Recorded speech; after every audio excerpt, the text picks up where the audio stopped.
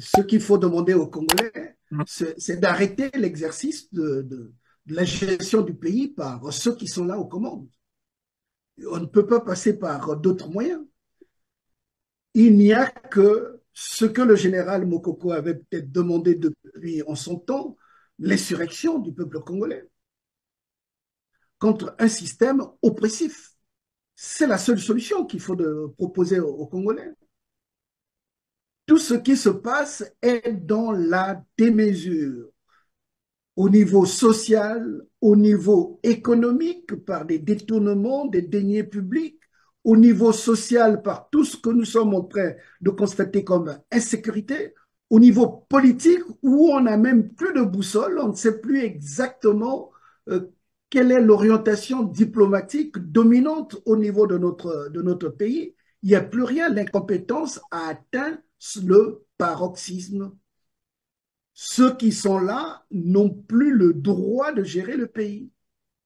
C'est aussi simple que ça. La France est capable d'intervenir pour libérer le général Jean-Marie Michel Mokoko. Pourquoi je le dis?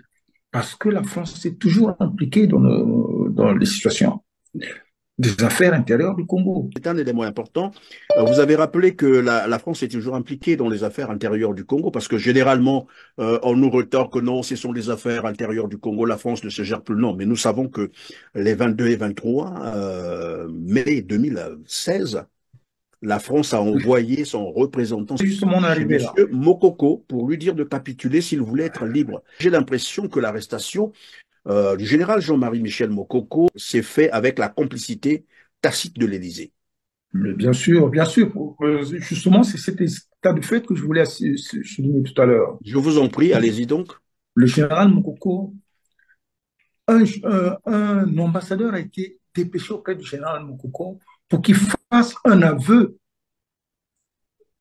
pour qu'il capitule, pour dire que le général Denis Sassou Nguesso avait gagné et que pour obtenir sa libération, il aurait fallu qu'il dise, qu'il change d'idée, qu'il trahisse sa position.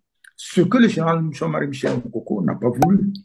Voilà pourquoi, jusqu'à ce jour, le général Jean-Marie Michel Mokoko est en prison. Parce que ce jour-là, suite à la rencontre de l'ambassadeur, s'il avait dit oui, eh bien, le général Jean-Marie Michel Mokoko serait certainement dehors, serait libéré.